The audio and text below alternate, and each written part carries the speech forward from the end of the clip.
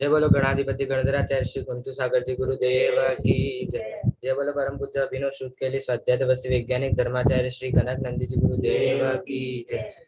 आज की स्वाध्याय सभा को प्रारंभ करने के लिए मैं परम पूज्य मुनि श्री सुभी के सागर जी गुरुदेव से निवेदन करता हूँ कि वे आज की सभा को प्रारंभ करें। नमोस्तु गुरुदेव।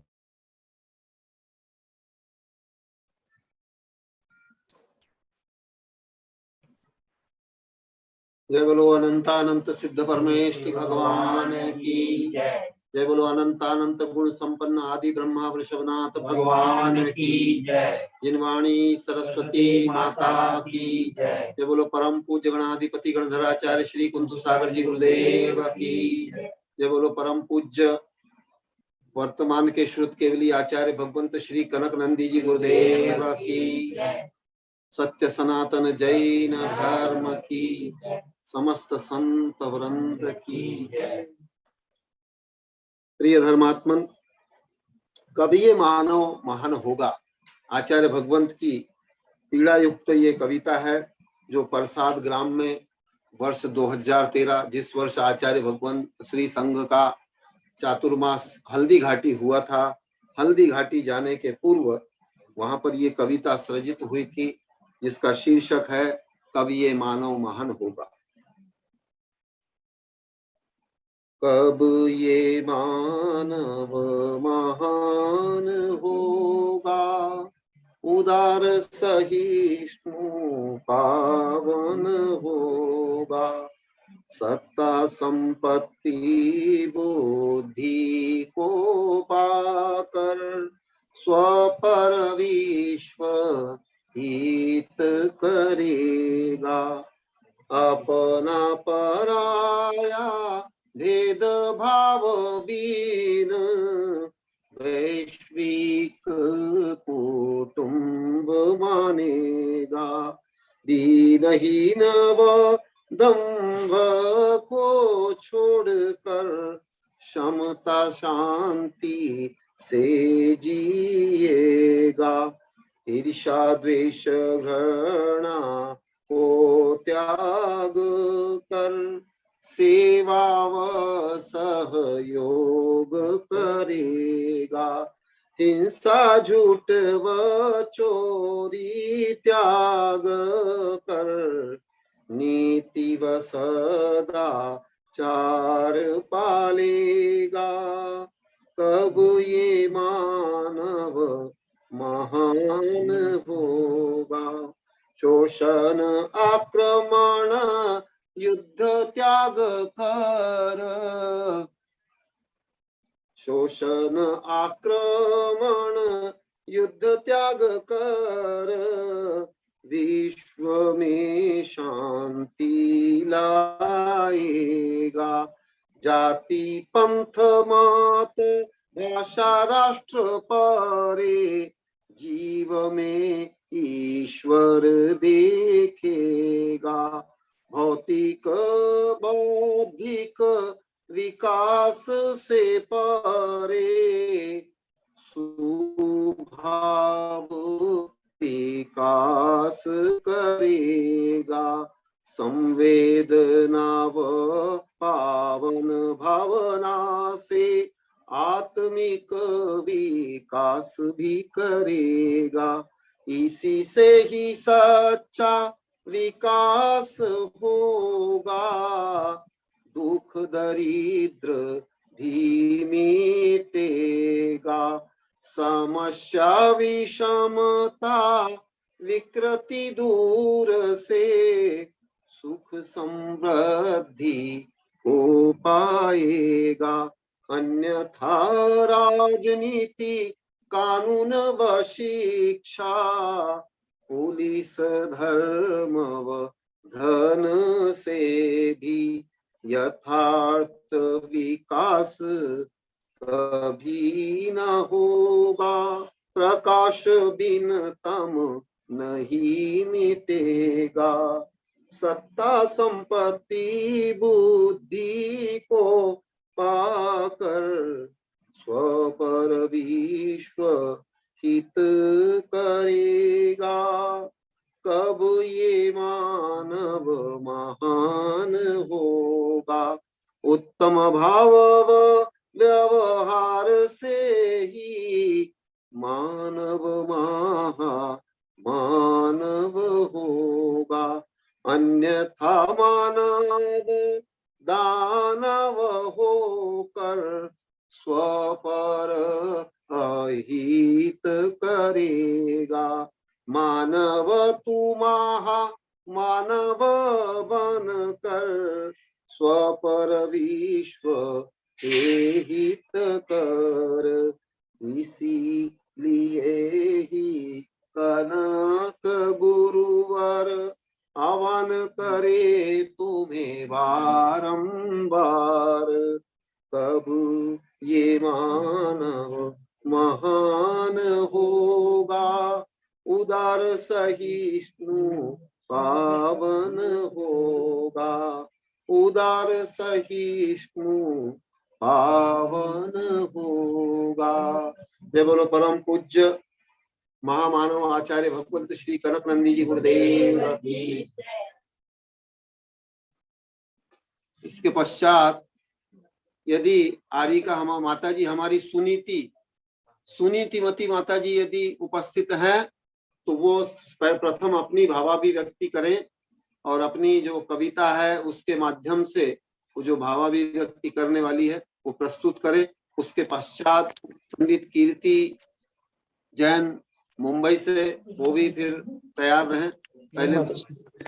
हाँ, उनके बाद फिर हमारे सुमति मामा जी भी कुछ भावाभिव्यक्ति करने वाले हैं। तो सर्वप्रथम श्रमणी आरिका सुनीतिमती माता जी अपनी भावाभिव्यक्ति, विनयांजलि और जो भी आचार्य भगवंत के प्रति उनके अनुभव है वो सुनाएगी। आरिका सुनीतिमती माता जी। नमोस्तु गुरुदेव, नमोस्तु गुरुदेव, नमोस्तु मुनिश्री। कुंद कुंद सी ज्ञान प्रवृत्ति, वीर सैन सी वाणी है। समंत भद्र सी तार्किक शक्ति, जिनमें बड़ी निराली है। सागर सम गंभीर हृदय है, रवि सम ये उपकारी है। ऐसे गुरुवर कनक नंद जी को नित्य शत शत मेरा वंदन है, शत शत मेरा वंदन है। वैज्ञानिक धर्माचार्य परम पूज्य आचार्य श्री कनकनंद जी गुरुदेव के चरण कमल में मेरा बारंबार नमस्ते। हम सबके अभिन्न हृदय आचार्य श्री कनकनंद जी गुरुदेव के श्री चरणों में मेरा त्रय भक्ति योगों से बारंबार नमस्ते। जब से गुरुदेव को जाना है तब से आज तक मैंने यही सुना है कि गुरुदेव आत्मा से अत्यंत शक्तिशाली महापुरुष है। जिन विकारी भावों को संभालना सामान्य लोगों के लिए लोहे के चने चबाने जितना कठिन है, उन्हीं विकारी भावों को गुरुदेव बहुत ही आसानी से टाटा बाय बाय कर देते हैं। लेकिन बात जब गुरुदेव के शरीर की आती है तो सब लोग यही सोचते हैं कि गुरुदेव का शरीर बहुत ही कोमल है, क्योंकि हम लोग जब भी संघ में थे तब हमने यही सुना था और हमने देखा भी है कि गुरुदेव का शरीर बहुत कोमल है। वो किसी प्रकार के कष्ट मतलब ज्यादा उनको सहन नहीं होता होगा, ऐसा हमने समझा था और हमने ऐसा सोचा था। लेकिन जब मैंने अभी गुरुदेव के इस उपसर्ग के बारे में सुना तो मुझे बहुत ही आश्चर्य लगा और मुझे ऐसे आंखों से आंसू बह रहे थे कि इसलिए नहीं कि गुरुदेव को मैंने कोमल समझा, इसलिए नहीं, बल्कि मुझे इसलिए आंसू आ रहे थे कि मैंने गुरुदेव को गलत समझा। क्योंकि मैं अभी तक सिर्फ इतना ही समझ पा रही थी कि गुरुदेव सिर्फ अपने आत्मा से बहुत ही शक्तिशाली महापुरुष है, लेकिन अपने तन से बहुत ही कोमल है। लेकिन जब उन्होंने इस प्रकार की स्थिति में भी बिना किसी उपचार के 6 टाके लगवाए और उसमें भी किसी प्रकार का आ ऊ ऐसा नहीं किया। अगर उनकी जगह मैं होती तो मेरा पूरा आ ई ऊ पूरी बारह खड़ी ही चालू हो जाती। लेकिन गुरुदेव ने बहुत ही समता भाव से सहन किया। और जब मैंने ये सुना कि गुरुदेव ने बिना किसी भी प्रकार के बाह्य उपचार के 6 टाके लगवा लिए, तब मुझे चौथे काल के मुनिराज श्री सुकुमार मुनिराज की याद आई। क्यों? क्योंकि वो भी बहुत कोमल थे और सब उनके बारे में यही सोचते थे कि ये बहुत कोमल है, ये किसी प्रकार का कभी भी कोई कष्ट सहन नहीं कर सकते। जो दीपक भी जिनके सामने आ जाए थे, जिनकी आंखों में आंसू आ जाते थे, ऐसे सुकुमार मुनिराज जब वन में तपस्या करने के लिए गए तब उन पर 3 दिन तक श्यालिनी का उपसर्ग होता रहा, लेकिन उन्होंने मुंह से आहत शब्द भी नहीं किया। ऐसे ही हम आचार्य श्री कनक जी गुरुदेव के बारे में बार बार यही सोचते रहते थे कि गुरुदेव को कोई कष्ट सहन नहीं कर सकते हैं, लेकिन जब अभी इतना बड़ा कष्ट आने पर भी गुरुदेव शांत भाव से उन कष्टों को सहन कर रहे हैं, तब मुझे ऐसा लगा जैसे गुरुदेव साक्षात अभिनव सुकुमार मुनिराज है। गुरुदेव आपके बारे में जब सोचते हैं तब मुझे ऐसी फीलिंग होती है कि आप मतलब आत्म शक्ति से बहुत संपन्न है, लेकिन अभी जब देखा तो ऐसा लगता है कि आप चर्या में, वही आपके चेहरे पर स्मित मुस्कान है, किसी प्रकार की आपकी कोई कमी नहीं है। आप कितनी भी विपरीत परिस्थिति आ जाए, लेकिन आप जो अपना आगमोक्त मार्ग है उसको कभी भी नहीं छोड़ते हैं। तो ऐसे महान आचार्य श्री कनक जी गुरुदेव के श्री चरणों में मेरा बारंबार नमोस्तु है। वैसे तो मैं आज एक नई कविता बनानी थी, उसको सुनाने वाली थी, लेकिन मुझे वर्ण भैया ने बोला कि माता जी आप गुरुदेव के लिए वही कविता सुनाइए जो आपने पहले सुनाई थी, जिसको सुनकर गुरुदेव थोड़ा मुस्काए। मैंने उनको बोला कि गुरुदेव तो हमेशा मुस्काते ही रहते हैं, तो वो बोले कि अभी थोड़े दिन से थोड़ा कम हो गया है। तो मैंने कहा वो तो आप लोगों को ऐसा लगता होगा, लेकिन गुरुदेव तो अंदर से बहुत आनंदित है। तो आज गुरुदेव आपके ये जब मैंने आपकी ये शारीरिक विपत्ति को देखा तब मुझे लगा कि मैं गुरुदेव को गलत समझती थी कि गुरुदेव कष्ट सहन नहीं कर सकते, लेकिन अभी समझ में आया कि गुरुदेव कष्ट सहन कर सकते हैं, बहुत सारे कर सकते हैं, क्योंकि आपके आत्मा के हर प्रदेश में वास्तविक जो आत्मा का स्वरूप है उसको आपने स्थित कर लिया है। उसके अलावा आपको बाह्य कोई कष्ट लगते ही नहीं है। तो गुरुदेव आपकी प्रशंसा में कुछ भी कहना मतलब सूरज को दीपक दिखाना है, लेकिन फिर भी सूरज की पूजा का सवाल आएगा तो दीपक ही उसकी पूजा कर सकता है। इसलिए गुरुदेव मैं आपके चरणों में एक कविता बोल रही हूँ, उसके लिए आप मुझे आशीर्वाद दीजिए। नमोस्तु। मेरे प्यारे प्यारे गुरुवर अच्छे लगते हैं, हमको अच्छे लगते हैं, बहुत ही अच्छे लगते हैं। जैन धर्म के साथी ये तो सच्चे लगते हैं। मेरे प्यारे प्यारे गुरुवर अच्छे लगते हैं, हमको अच्छे लगते हैं, सच में अच्छे लगते हैं। जैन धर्म के साथी ये तो सच्चे लगते हैं। सारे प्राणी इनको अपने बच्चे लगते हैं, हाँ हाँ बच्चे लगते हैं, प्यारे बच्चे लगते हैं। अनुभव में इनको हम सब कच्चे लगते हैं, हाँ हाँ कच्चे लगते हैं, बहुत ही कच्चे लगते हैं। मेरे प्यारे प्यारे गुरुवर अच्छे लगते हैं। होकर लग के ठाकुर बनना नहीं इनका काम है, होकर लग के ठाकुर बनना नहीं इनका काम है। अन्य से ही शिक्षा लेना इनका प्यारा काम है, अन्य से ही शिक्षा लेना इनका प्यारा काम है। ठोकर वाले ठाकुरों के मज्जे लेते हैं, आप तो मज्जे लेते हैं, जोर से मज्जे लेते हैं। मेरे प्यारे प्यारे गुरुवर अच्छे लगते हैं। जैन धर्म के साथी ये तो सच्चे लगते हैं। लेखन अध्यापन करना इनको मन से भाता है, लेखन अध्यापन करना इनको मन से भाता है। धर्म ध्यान करते रहते मन इसमें रम जाता है, धर्म ध्यान करते रहते मन इसमें रम जाता है। ख्याति पूजा लाभ को ये तो धक्के देते हैं, जोर से धक्के देते हैं, सच में धक्के देते हैं। मेरे प्यारे प्यारे गुरुवर अच्छे लगते हैं। जैन धर्म के साथी ये तो सच्चे लगते हैं। खंडन परवादियों का अकलंग सम कर देते हैं, खंडन परवादियों का अकलंग सम कर देते हैं। सिद्धांतों का ज्ञान भी उंगली पर धर देते हैं, सिद्धांतों का ज्ञान भी उंगली पर धर देते हैं।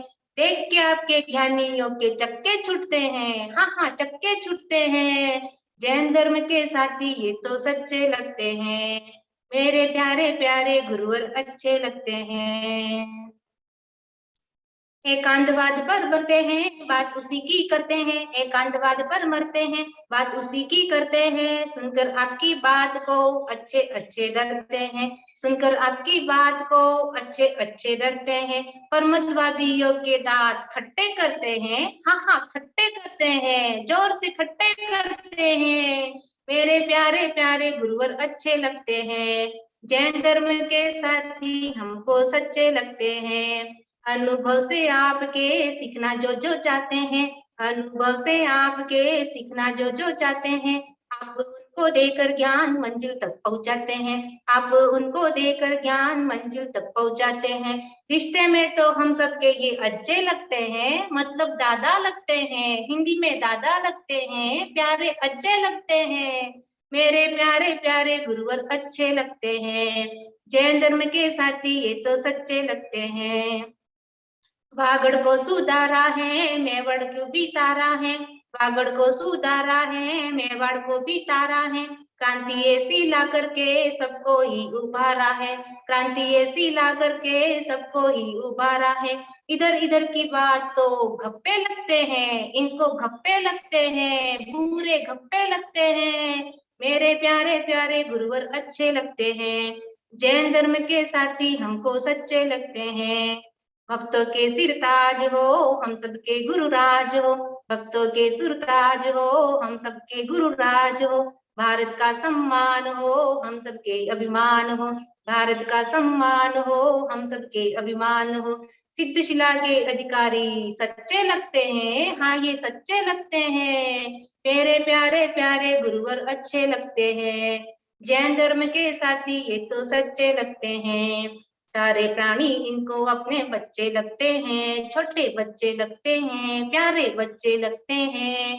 अनुभव में इनको हम सब कच्चे लगते हैं, बहुत ही कच्चे लगते हैं। मेरे प्यारे प्यारे गुरुवर अच्छे लगते हैं। हमको अच्छे लगते हैं, बहुत ही अच्छे लगते हैं। नमोस्तु गुरुदेव। भगवान के चरणों में प्रार्थना करती हूँ कि आपकी साधना इसी तरह बहुत से सुंदर निर्बाध रूप से प्रस्तुति चलती रहे। माता जी ने। आचार्य भगवंत का गुणानुवाद, जैसा लास्ट की पंक्ति में कहा कि हम दादा के पोते हैं, तो जैसे दादा को कोई पोता पोती कुछ सुनाते हैं, तो माता जी ने गुणानुवाद बहुत ही मनोरंजक पद्धति से और सबके लिए हृदयग्राही ऐसा प्रस्तुति की। उसके लिए माता जी बहुत बहुत आशीर्वाद की और बहुत बहुत अनुमोदना की पात्र हैं। महाराज जी यहाँ पे एक नमस्ते महाराज जी।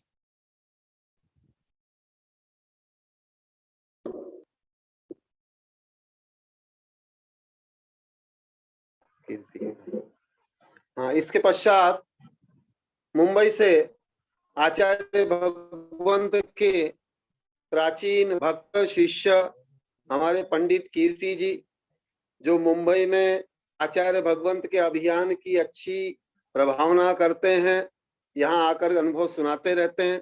और इनके भ्राताश्री नीचे बैठे हुए हैं, पंकज जैन इसमें दिख रहे हैं। वो दोनों भाई मिलकर के अच्छी प्रभावना करते हैं और ये दैनिक श्रोता भी हैं, प्रतिभागी हैं, बहुत अच्छी रुचि है और आचार्य भगवंत के प्रति बहुत अच्छा समर्पण है। अपने ग्राम में चातुर्मास कराने के लिए अनेक बार निवेदन भी किए हैं। ऐसे पंडित कीर्ति अपनी भावाभिव्यक्ति करना चाहते हैं, वो भी अपना अनुभव सुनाएं। पंडित कीर्ति जैन।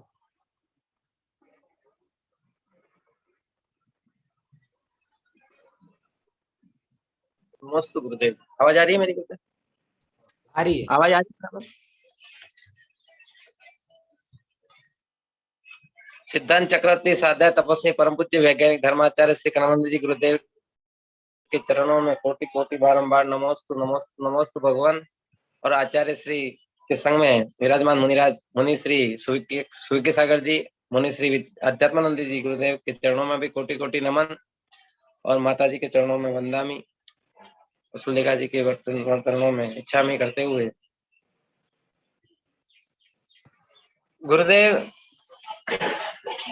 फरवरी का महीना हमारे लिए एक झटका लेके आया था।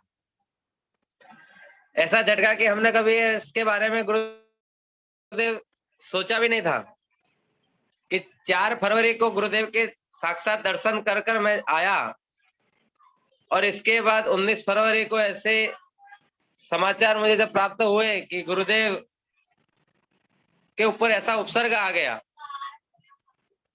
मैं थोड़ा कार्यक्रमों में जरूर बिजी था, लेकिन पंकज भाई ने मुझे बुलाकर जब ये बात मुझे बताई कि गुरुदेव के ऊपर ऐसा उपसर्ग आया है और गुरुदेव के आंख के ऊपर टाके आए हैं और नाक के पास टाके आए हैं। गुरुदेव उस समय वो ऐसा पल था कि हमारे पैरों के नीचे से जमीन हिल गई। गुरुदेव उस समय हम भी ऐसा होने लगे कि गुरुदेव 15 दिन से पहले तो वेबिनार चल नहीं रहा था, गुरुदेव का स्वास्थ्य ठीक नहीं, और इसके बाद फिर से गुरुदेव के ऊपर इतना बड़ा उपसर्ग आ गया, हमारे मन में हम रह ही नहीं पा रहे थे। गुरुदेव इसके बाद मैंने वर्ण भैया से संपर्क करने की कोशिश की मैं कि अब किससे संपर्क किया जाए, तो अब राम के पास तो अभी हनुमान वर्ण ही है, तो मैंने उस हनुमान जी से संपर्क करने का प्रयास किया, लेकिन उस समय राम जी की सेवा में हनुमान जी इतने व्यस्त थे कि हम मेरा कॉल नहीं उठा पाए।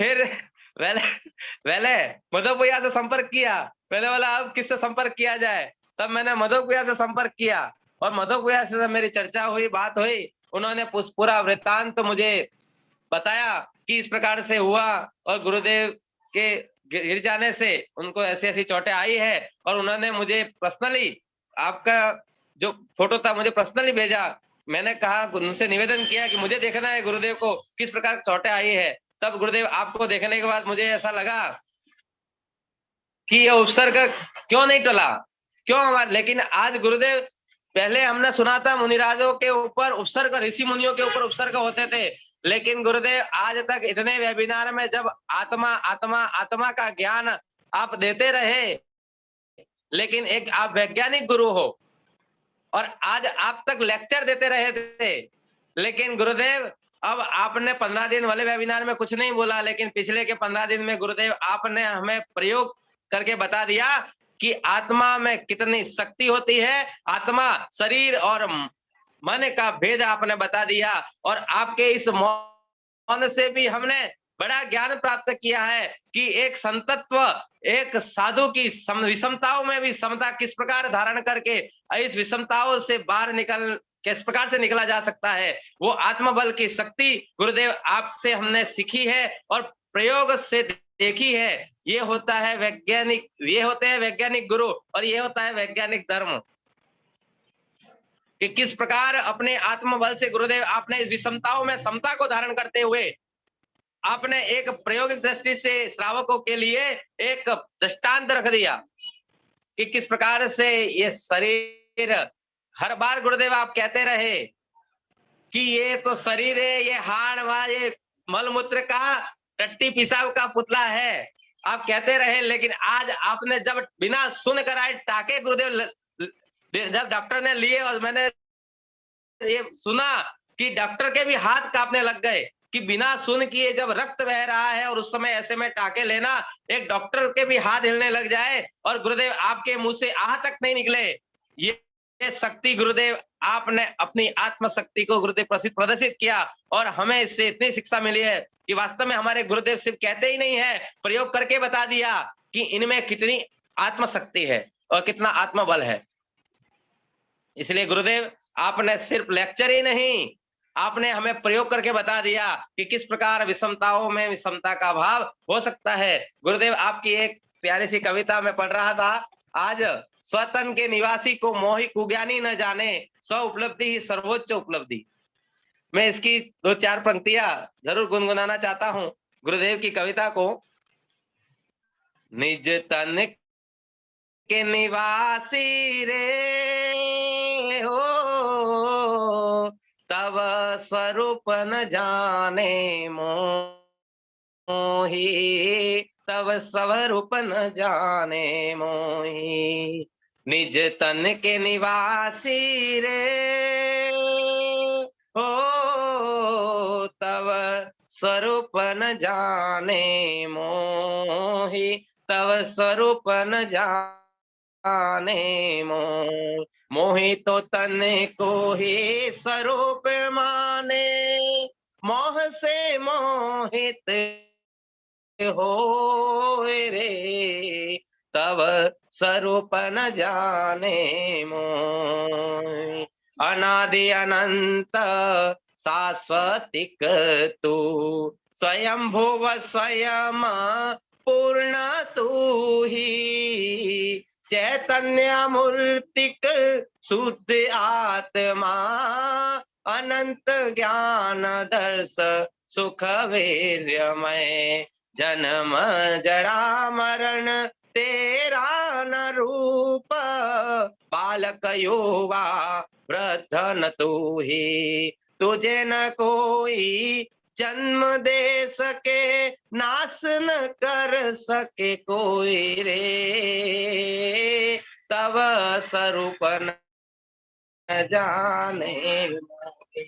इसलिए गुरुदेव इतने अच्छे भाव व्यक्त किए। और मैं एक बात कहना चाहता हूँ, चले वो आंधी तिनका तिनका बिखर जाए, आसिया गम नहीं है। चले वो आंधी तिनका तिनका बिखर जाए, आसिया गम नहीं है। और जो तोड़ दे मेरे हौसलों को, अभी वो तूफान उठा नहीं है। गुरुदेव आप तो हमारे हौसले हो, हमारे ताकत हो। और गुरुदेव आपको कुछ हो जाता तो शायद हमारे एक जीवन का हमारा एक पार्ट अधूरा रह जाता है। इसलिए गुरुदेव हमने मंत्र जाप किए सभी भक्तों ने, लेकिन सबसे ज्यादा पुनर्वास कॉलोनी के सभी भक्त, सभी श्रावकों के चरणों में हम यहाँ बैठे बैठे उनके सभी चरणों की वंदना करते हैं कि गुरुदेव आपकी सेवा और वैयावृत्ति में किसी प्रकार की कोई कमी नहीं रखी। और हमें पूर्ण विश्वास था कि पुनर्वास कॉलोनी में किसी प्रकार की असुविधा हो ही नहीं सकती। इतना इन भक्तों पर, उन श्रावकों पर हमें पूर्ण विश्वास था। इसलिए गुरुदेव कि मेरे गुरुदेव पर कोई आँच नहीं आ सकती। और गुरुदेव मुझे बंबई से सभी भक्तों के कितनों के फोन मेरे ऊपर आ गए, क्योंकि आपके समाचार के बारे में कुछ भी सुनते थे, मेरे गांव के भी, तो मुझे फोन कर देते थे कि गुरुदेव के बारे में जो भी समाचार होगा कीर्ति को पता होगा।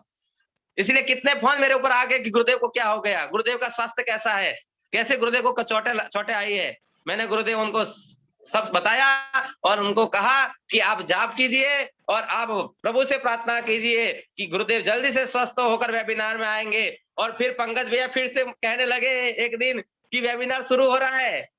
मैं आश्चर्यचकित हो गया। मैंने बोला जैसी चोटें देखी थी, वो चोटें देखने के बाद तो लगा था कि 2-3 महीने तक तो कोई चांस है नहीं कि वेबिनार चालू होगा। लेकिन मेरे गुरुदेव स्वाध्याय के बिना, एक बार भोजन के बिना रह जाएंगे लेकिन स्वाध्याय के बिना नहीं रहते। और जल्दी से जल्दी, मुझे पता था, मुझे इतना से अंदर से अंतरात्मा से आवाज आ रही थी कि जल्दी से जल्दी हमारे भावों को सुनने के लिए और भाव अभिव्यक्ति कराने के लिए, श्रावकों के लिए गुरुदेव हमसे दूर नहीं रह सकते। क्योंकि हम यहाँ रहते हुए भी हमारा मन और हमारा भाव गुरुदेव के चरणों में हमेशा रहते हैं। इसीलिए आप वापस गुरुदेव वेबिनार में आए और गुरुदेव आपके साक्षात हम दर्शन कर रहे हैं। और आज हमारे जो वाणी है वो भी आप तक पहुंच रही है, आपके चरणों में हमारी प्रार्थना पहुंच रही है। आपके चरणों में कोटि कोटि नमोस्तु नमोस्तु गुरुदेव। और जल्दी से आपका प्रवचन, आपकी वो हंसी, आपकी जो निश्चल हंसी, वो हमसे फिर से वापस हमें सुनाई दे और आपके मुख से फिर से हम वो प्रवचन हम सुन सके। गुरुदेव जल्दी से जल्दी आपके मुखारविंद से हम वो वाणी सुनना चाहते हैं। फिर से इस एक समय आया था ऐसा, गुरुदेव वो गुजर गया। लेकिन गुरुदेव आगे से आप अपने आहार में बहुत ही ध्यान रखें। गुरुदेव आपके चरणों में निवेदन करते हैं कि आप जब तक स्वस्थ है तब तक हम भी सुकून से हैं और हम भी सुखी हैं। आपके स्वास्थ्य का सही होना ही हमारे लिए सुकून है गुरुदेव, क्योंकि हमारी आत्मा हो आप, हमारी जान हो, हमारी पहचान हो गुरुदेव, और आपसे ही हम सब कुछ है। इसलिए आपका सहारा और आपकी कृपा हम पर ऐसे ही बरसती रहे। अब मैं ज्यादा समय नहीं लूंगा।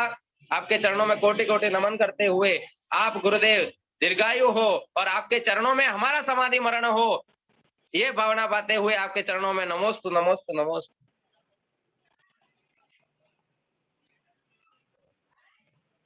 नमोस्तु गुरुदेव। ने बहुत सुंदर प्रस्तुति की है और उन्होंने काव्य, आचार्य भगवंत के काव्य के माध्यम से भी अपना अनुभव सुनाया कि आचार्य भगवंत कैसा आध्यात्मिक अनुभव करते हैं, कैसे शरीर और आत्मा का भेद विज्ञान करते हैं। और आचार्य भगवंत को उन्होंने हौसला शब्द बोला, लेकिन इसका अर्थ है उन्होंने बहुत आचार्य भगवंत के प्रति और उनका बाल्यकाल से बहुत अच्छा अनुभव है। और आज पंडित कीर्ति जो कुछ बोल रहे हैं वो सब आचार्य भगवंत का ही आशीर्वाद है, इसलिए वो इतनी अच्छी भावाभिव्यक्ति कर रहे थे, आचार्य भगवंत के प्रति शुभ कामना, उनके स्वास्थ्य की कामना कर रहे थे।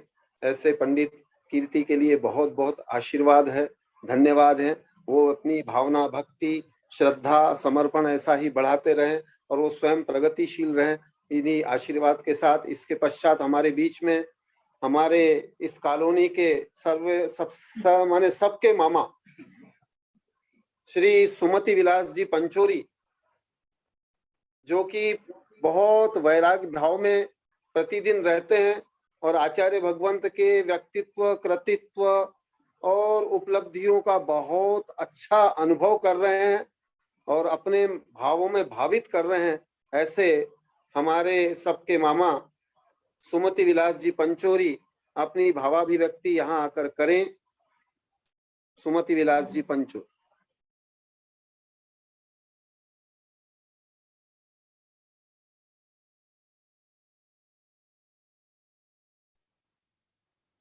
हेलो, हाँ आ रही है आवाज, बोलिए। आ रही है? हाँ। आचार्य भगवान कनक जी गुरुदेव के चरणों में मेरा कोटि कोटि बार नमोस्तु नमोस्तु नमोस्तु। भगवान मुनि श्री सुबह सागर जी गुरुदेव के चरणों में मेरा नमोस्तु नमोस्तु नमोस्तु। अध्यात्म जी गुरुदेव के चरणों में मेरा कोटि कोटि बार नमोस्तु नमोस्तु। वेबिनार में विराजमान आचार्य भगवान को मेरा कोटि कोटि बार नमोस्तु। मुनियों को मेरा कोटि कोटि बार नमोस्तु। गुरुदेव आज्ञा सागर जी गुरुदेव को मेरा कोटि कोटि बार नमोस्तु। माता जी को वंदामि वंदामि वंदामि, शुल्लिकाओ शुल्लिकाओं को इच्छामि इच्छामि इच्छामि। मैं गुरुदेव के चरणों में निवेदन करना चाहता हूँ। मैं पहले भी ये बात कई बार गुरुदेव को वेबिनार के अपने वेबिनार में और गुरुदेव के सानिध्य में बोल चुका हूँ कि गुरुदेव में एक साक्षात भगवान नजर आते हैं मेरे को। मैं स्वयं गुरुदेव को हमेशा आचार्य भगवान ही बोलता हूँ और मेरे मन में हमेशा गुरुदेव को देखने के बाद में, उनके दर्शन करने के बाद में मेरे को उनमें भगवान नजर आते हैं। साक्षात भगवान के तो दर्शन मैंने कभी किए नहीं है, लेकिन गुरुदेव के उनका जो जीवन चरित्र है, उनकी जो दैनिक चर्या है, उसको देख करके मेरे को हमेशा गुरुदेव में साक्षात भगवान नजर आते थे। और मैं ये हमेशा चिंतन मनन करता था। ये बात मैं गुरुदेव को पहले भी अर्ज कर चुका हूँ कि गुरुदेव आप में जितनी समता, सरलता, सहजता, जो गुण है आप में, जो भगवान में होने चाहिए, वो सब गुण है आप में समाहित है। और मैंने आपसे बहुत सारे गुणों को प्राप्त किया है। आपके गुण, आपको देख करके, आपके जीवनचर्या को, आपकी दैनिक चर्या को देख करके मैं हमेशा आपके गुणों को ग्रहण करता हूँ। और मैं आहार में भी जब तक आपके सामने, आपके साथ में रहता हूँ, आहार देता हूँ, या तो मैं एक ही भावना पाता रहता हूँ, अच्छेमी पूज्येमी वंदामी नमस्वामी, दुख को कमक को बोई लाओ, सुगई गमनम समाई मरणम, जिन गुण संपत्ति हो मज्जम। मैं आपके गुणों की प्राप्ति करना चाहता हूँ, क्योंकि आप में इतने विद्यमान गुण हैं जिससे कि आप कितनी चर्या अपने जीवन में, कितनी चीजों को छोड़ दिया। ये ख्याति, पूजा, लाभ, परिग्रह, क्रोध, मान, कषाय भाव, उनसे आप इतने रहित हैं। तो मैंने आपसे सीखा कि इतने महान गुरु हैं, इतने महान ज्ञानी हैं, इतने विद्वान हैं, ज्ञान विज्ञान के ज्ञानी हैं, आगम के ज्ञानी हैं, उसके बाद में भी उनमें एक क्षण भी, एक तनिक भी, जरा भी क्रोध नहीं है, कषाय नहीं है, मान भाव नहीं है, अहंकार भाव नहीं है। इतने सरल हैं, इतना स्वभाव इनका सरल है। उन्होंने वो सब छोड़ दिया और इसके बाद उन्होंने अपना परिवार छोड़ दिया। कभी भी वो अपने परिवार के बारे में, उनके जन्मस्थली के बारे में, उन्होंने शिक्षा दीक्षा कहाँ प्राप्त की, किसी के बारे में कभी कोई चर्चा नहीं होती है। और वो कभी किसी भी बात को लेकर के सुनना भी नहीं चाहते हैं, कभी बोलने भी नहीं देते हैं उनके परिवार के बारे में या माता पिता को। तो उन्होंने कितना परिग्रह छोड़ दिया, अपना परिवार का परिग्रह छोड़ दिया, धन संपत्ति का उनको बिल्कुल परिग्रह है ही नहीं, मान कषाय का, मान भाव का परिचय नहीं है, ख्याति पूजा का लाभ नहीं है। यह सब तो हमने अपने गुरुदेव ने हमको देखने को मिला, बहुत कुछ देखने को मिला। और ये सुनने को भी मिला था कि गुरुदेव बहुत सरल स्वभावी है, और स्वयं ने देखा कि गुरुदेव बहुत सरल स्वभावी है। लेकिन और अपने शरीर की बहुत बहुत मतलब ध्यान रखते हैं गुरुदेव, बहुत सरलता के साथ। उनका निश्चित कार्यक्रम होता है, निश्चित प्रोग्राम होता है। वो कभी भी किसी भी प्रकार के अलूल जलूल कार्यों में और किसी भी प्रकार के ख्याति पूजा लाभ के कार्यों में वो अपने समय के अनुसार ही सारा कार्य करते हैं। वो श्रावक के अनुसार या समाज के अनुसार कोई कार्य नहीं करते हैं। वो स्वयं में इतने स्वाभिमानी है कि वो अपना स्वयं धर्म का काम, विद्या का काम, अध्ययन का काम, लेखन का कार्य सब अपने स्वभाव में करते हैं। आहारचर्या भी उनकी एक अलौकिक कार्यचर्या है। उनके शरीर के अनुकूल, उनका जो शरीर स्वभाव है शरीर का, उनके जो शरीर का प्राकृतिक जो प्रभाव है उसको देख कर के सारे प्रकार के मौसम के अनुकूल, व्यवहार के अनुसार ही सारा वो आहार वगैरह लेते हैं। कभी किसी प्रकार का आडंबर दिखावा या एक दूसरे की देखा देखी का कोई भी कार्यक्रम गुरुदेव नहीं करते हैं। ये भी मैंने उनसे सीखा है कि हम किसी भी परिस्थिति में, अनुकूल परिस्थिति में, विपरीत परिस्थिति में भी वो कितने समभाव में, समता भाव में और सहनशीलता के साथ रहते हैं। उनको कभी भी क्रोध नहीं आता है। मैं करीब लगभग गुरुदेव को 7-8-10 साल से तो रेगुलर जानता हूं और उनके संपर्क में रहता हूं, लेकिन कभी भी मैंने उनको किसी भी परिस्थिति में क्रोध मान भाव नहीं देखा है। ये उनका सबसे बड़ा गुण है और वो मैं उसको सीखने की हमेशा प्रयत्न करता हूँ। भगवान से भी यही प्रार्थना करता हूँ, गुरुदेव से प्रार्थना करता हूँ कि मुझे भी गुरुदेव जैसे आप में गुण मुझ में भी आवे और मैं प्राप्त कर सकूं। और गुरुदेव का जो अभी जो उपसर्ग आया उसके बारे में मैं ये कहना चाहूंगा कि लोग ये समझते थे, हम सब भी, मैं भी समझता था कि गुरुदेव अपना शरीर का बहुत अच्छा ख्याल रखते हैं, बहुत प्रकार से उनको सुरक्षा करते हैं। और गुरुदेव ये बार बार कहते थे कि मैं इसीलिए कर रहा हूँ कि मेरा लक्ष्य जो है वो निर्वाण प्राप्त करने का है, मुक्ति प्राप्त करने का है। और मुझे मुक्ति प्राप्त करने के लिए जो मेरा साधन है वो मेरा शरीर है। वो हमको बार बार ये कहते थे कि शरीर एक ऐसा साधन है, मनुष्य अवतार का शरीर एक ऐसा साधन है जिससे ही मुक्ति प्राप्त की जा सकती है। इसको अंतिम समय तक स्वस्थ रखना बहुत आवश्यक है, क्योंकि वो जब तक स्वस्थ नहीं होगा आत्मा का कल्याण नहीं होगा, अपने को ज्ञान प्राप्त नहीं होगी, आत्मा का वैराग नहीं होगा। ये बार बार कहते हम ये समझ रहे थे। लेकिन अब गुरुदेव ने ये जो उपसर्ग आया और उसके बाद में जो हमको घटनाओं का पता लगा, पूर्व की जो घटनाएं वो भी सब आचार्य भगवान के सामने सुनने मिली। विद्यानंद जी गुरुदेव ने हमको भी बताया, वेबिनार के माध्यम से आज्ञा सागर जी गुरुदेव ने भी बताया। तो ये बताया और हमने ये स्वयं ने देखा, जो यहाँ हमारे पुनर्वास कॉलोनी में साक्षात हुआ कि गुरुदेव कितने भेद विज्ञान के ज्ञानी हैं। और उन्होंने स्वयं ने जो बात वो अपने प्रवचनों में और शास्त्रों में लिखते हैं, बोलते हैं, वो उन्होंने स्वयं ने करके दिखाया है कि हमको स्वयं नजर आया कि गुरुदेव ने इतना उपसर्ग आने के बाद में भी अपने आत्मा को और शरीर को अलग समझ करके किंचित मात्र भी, किसी भी प्रकार का लेश मात्र भी चिंता नहीं की है, या अपने चेहरे पर किसी प्रकार का भाव नहीं आया है। और इतने कठोर नजर आए हमको कि गुरुदेव ने आत्मा और दृढ़ता के साथ आत्मा को और शरीर को अलग समझ करके इतने उपसर्गों को आया तो भी किसी भी प्रकार का उपचार नहीं लिया।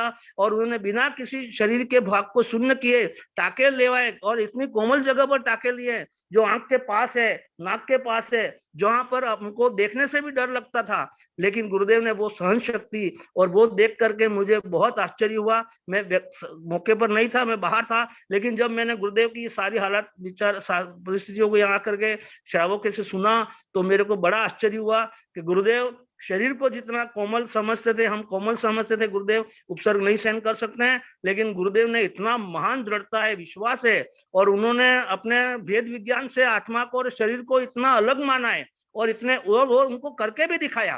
कहने और करने में बहुत अंतर है, और गुरुदेव तो कहते थे वो ही करते हैं। ये सबसे बड़ा एक प्रमुख कारण हमारे को समझ में आया कि गुरुदेव कितने दृढ़ हैं अपनी आत्मा के प्रति और अपने दृष्टि के, अपने निर्णय के प्रति, कि उनका एक ही दृढ़ निश्चय है, मुझे आत्म निर्माण प्राप्त करना है, मुझे आत्मा का कल्याण करना है। और उस लक्ष्य पर वो जो बढ़ रहे हैं उसको प्रायोगिक रूप में करके दिखा रहे हैं। ये सबसे बड़ा महत्वपूर्ण चीज हमको गुरुदेव के देखने मिली, गुरुदेव में देखने मिली। वो साक्षात भगवान नजर आ रहे हैं मेरे को। मैं हमेशा गुरुदेव को आचार्य भगवान के नाम से ही दर्शन करता हूँ, क्योंकि वो भगवान ही नजर आते हैं, उसमें साक्षात समाहित गुण है। जितने आगम में जो तीर्थंकर भगवान के जो गुण बताए हैं वही गुण आगम में गुरुदेव ने हमको बताए, और वही गुण गुरुदेव में हमको नजर आ रहे हैं साक्षात। ये सबसे बड़ा मेरे जीवन का एक बहुत बड़ा उपलब्धि है, जो मैं अपने आप को समझ रहा हूँ कि मेरा कितना अति पुण्य उदय, भाग्य उदय, कि मैं से पुण्यशाली हूं मैं, कि मेरे को ऐसे महान संत के सानिध्य में रहने का,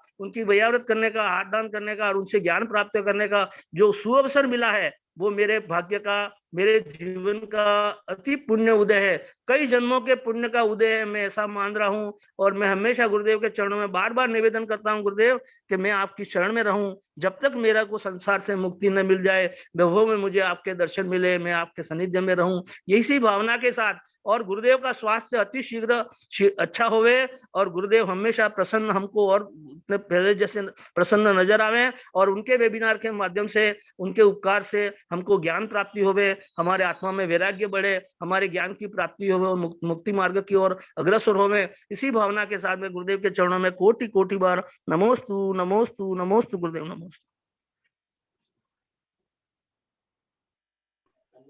बहुत सुंदर हमारे मामा जी ने प्रस्तुति की।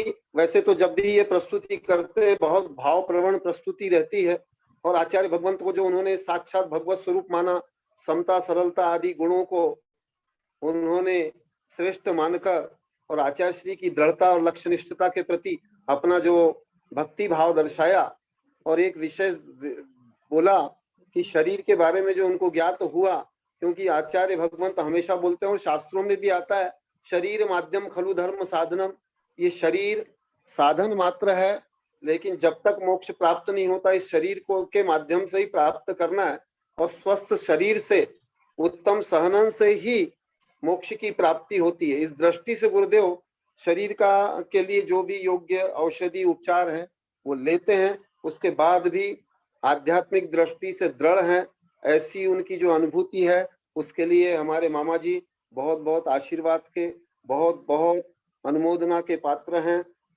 इसके पश्चात अभी प्रारंभ में हमारी श्रमणी आरिका सुनीति मती माता जी जहां से बोल रही थी, दक्षिण भारत में हैं, वहां से 2 बच्चियां और जुड़ी हुई हैं।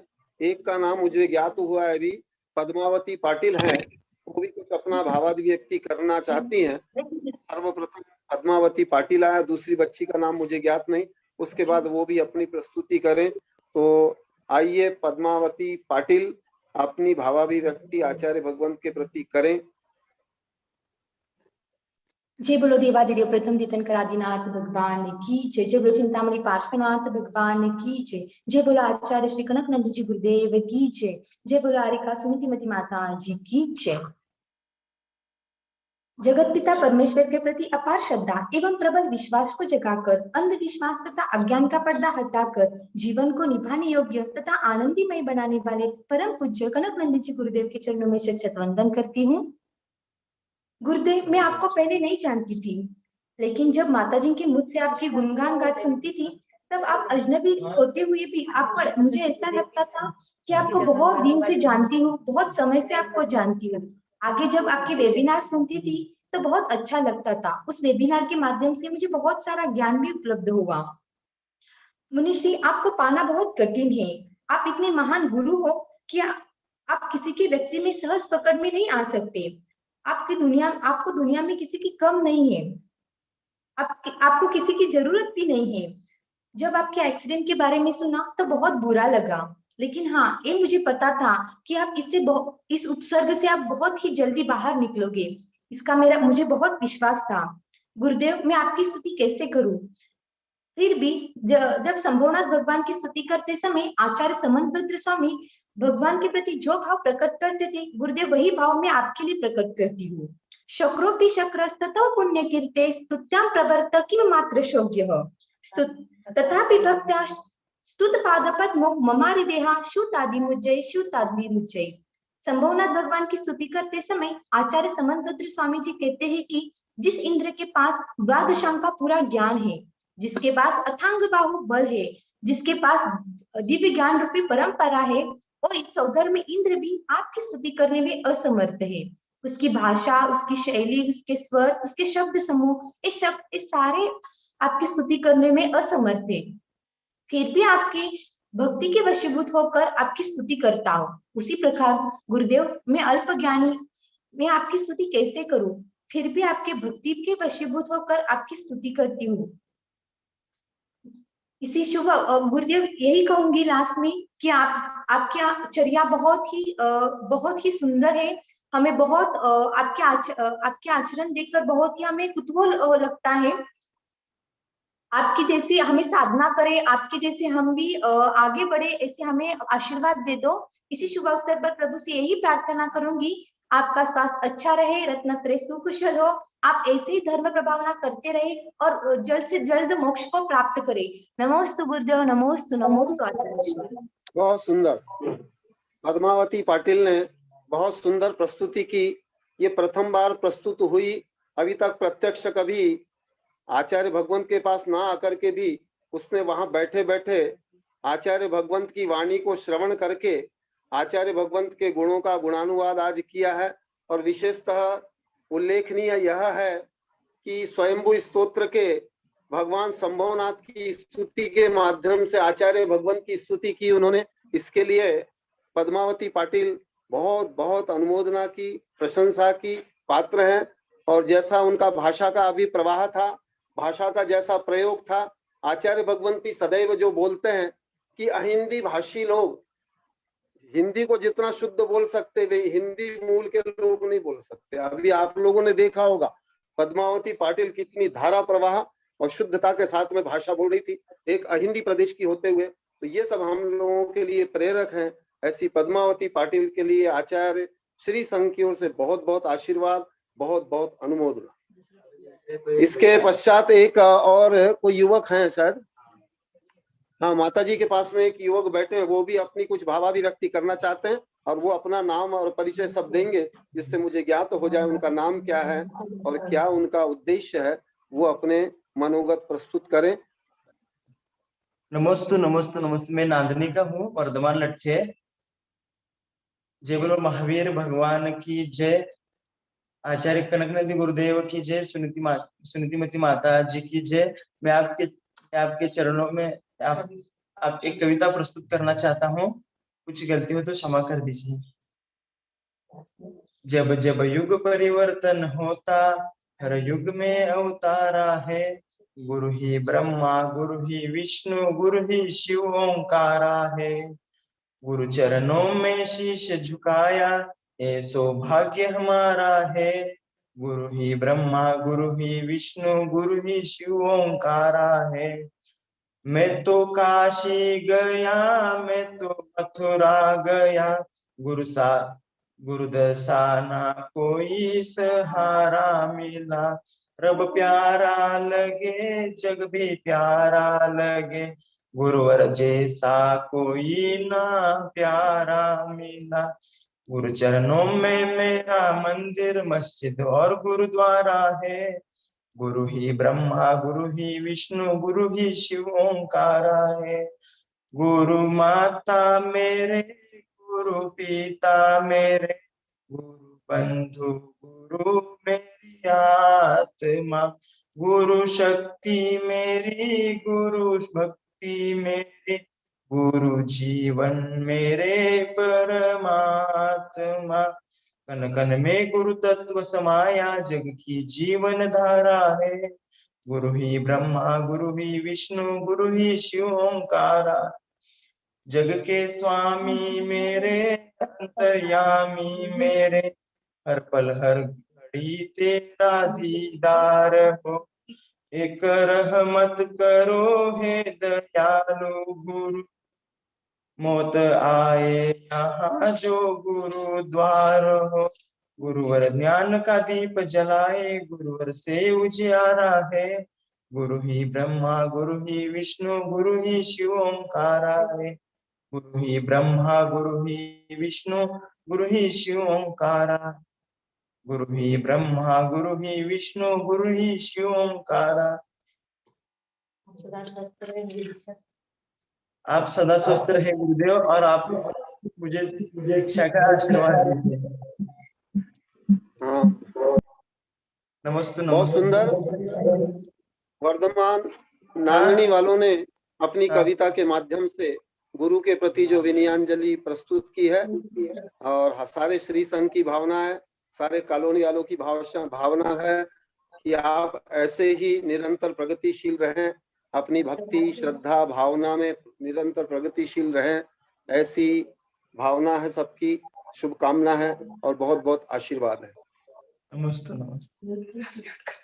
इसके पश्चात थोड़ा सा जो समय बचा हुआ है, मैं आपको आचार्य भगवंत की एक कविता के माध्यम से पुनः एक ऐसे विषय की ओर ले जा रहा हूं जिसको आप लोग बिल्कुल तुच्छ समझते हैं, बिल्कुल जिसकी कोई कीमत नहीं है।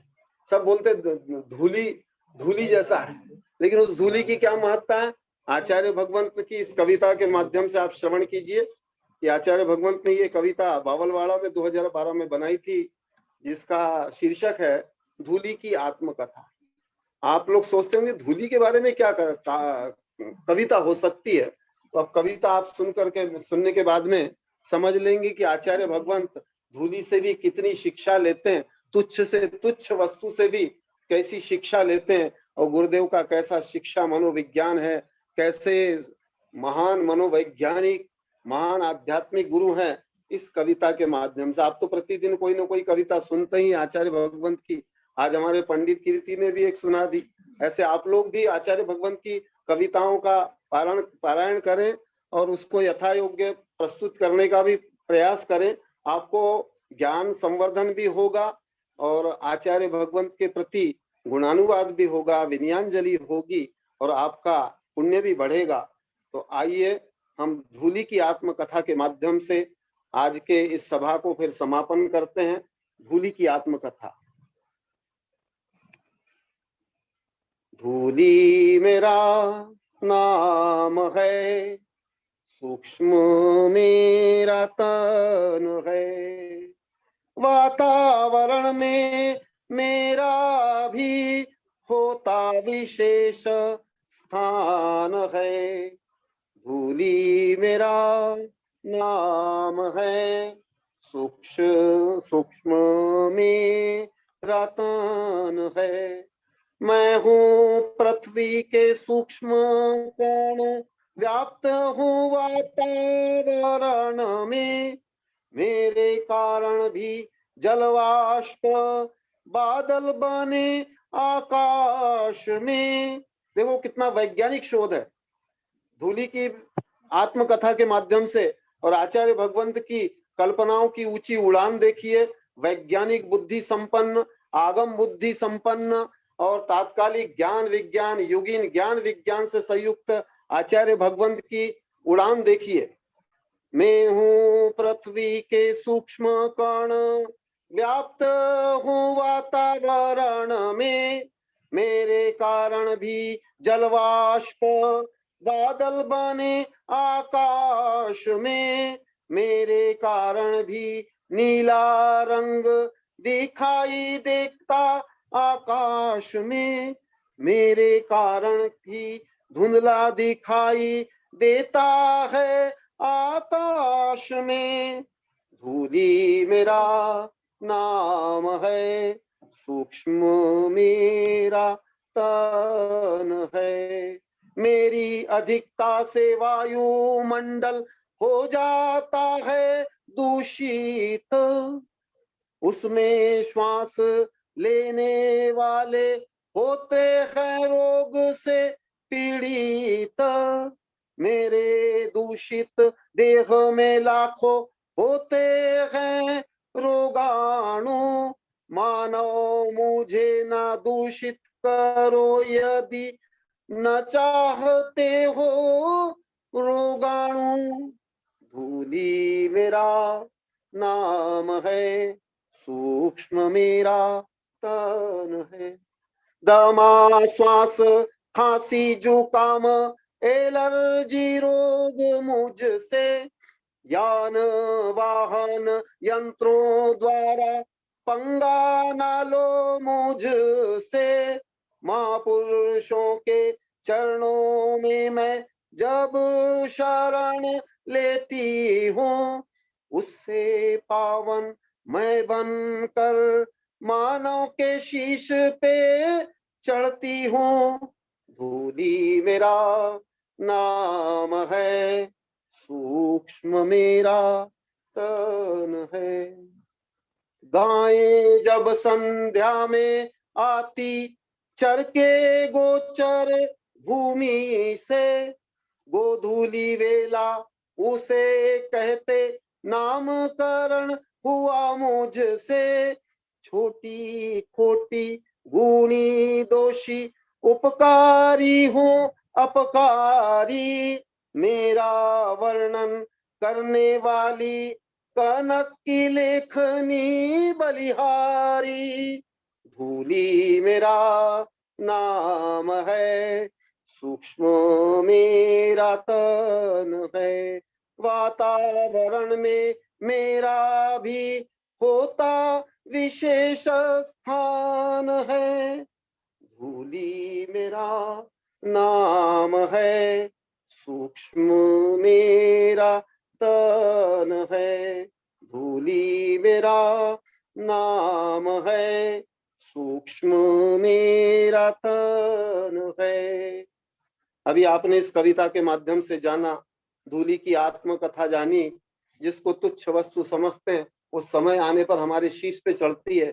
जैसे कोई व्यक्ति अपने स्वदेश पे जब लौटता है तो उस भूमि को, उस धूली को अपने सिर पे लगाता है, और यही धूली हमारे लिए दमा, खांसी, श्वास का भी कारण बन जाती है, एलर्जी भी हो जाती है। जब वाहन चलते हैं और वाहनों से जब धूली उड़ती है तो हमारे लिए हानिकारक हो जाती है, एलर्जी हो जाती है। लेकिन वही धूली की विशेषता भी बताई गुरुदेव ने। इसलिए हाँ, इसकी शिक्षा यह है कि हमें किसी भी विषय को, किसी वस्तु को या किसी व्यक्ति को या किसी जीव को तुच्छ नहीं मानना चाहिए। हर जीव का, हर वस्तु का अपना अपना महत्व है इस संसार में। इसलिए हर वस्तु से हमको शिक्षा लेना है, प्रेरणा प्राप्त करना है और यथा योग्य उसका सदुपयोग करते हुए आगे बढ़ना है। जैसा आचार्य भगवंत करते हैं, इसी प्रकार आप भी निरंतर हर विषय से, हर घटना से, और अभी जो दुर्घटना घटी इससे भी आप लोग जो शिक्षा और प्रेरणा ले रहे हैं, भावाभिव्यक्ति कर रहे हैं, विनयांजलि भी कर रहे हैं, और अपने स्वयं के लिए शिक्षा प्रेरणा प्राप्त करके जिस तरह अपने आध्यात्मिक विशुद्धि को बढ़ा रहे हैं, दृढ़ता को प्राप्त हो रहे हैं और इसके माध्यम से आप प्रगतिशील हो रहे हैं, ऐसे निरंतर आप लोग प्रगतिशील रहें, सुखी रहें, संपन्न रहें। इन्हीं भावनाओं के साथ बोधि समाधि परिणाम शुद्धि स्वात्मोपलब्धि शिव सौख्य सिद्धि चिंतामणिं चिन्तत वस्तुदाने त्वां वन्द्यमानस्य ममास्तु देवी, त्वां वन्द्यमानस्य ममास्तु देवी। सर्वे भवन्तु सुखिनः, सर्वे सन्तु निरामया, सर्वे भद्राणि पश्यन्तु, मा कश्चित् दुःखमाप्नुयात्, मा कश्चित् दुःखमाप्नुयात्। ओम शांति शांति शांति। जय बोलो परम पूज्य शांति और दृढ़ता के धारक आचार्य भगवंत श्री कनक नंदी जी गुरुदेव की। नमोस्तु गुरुदेव, नमोस्तु गुरुदेव, नमोस्तु गुरुदेव। जयकारा गुरुदेव का,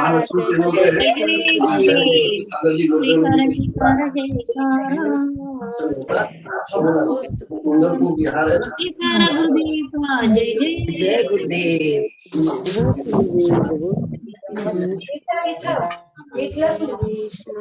हे चालू गाडी काय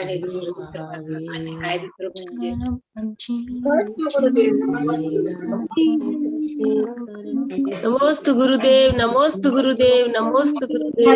जयकारा गुरुदेव, नमोस्तु गुरुदेव, नमोस्तु नमोस्तु।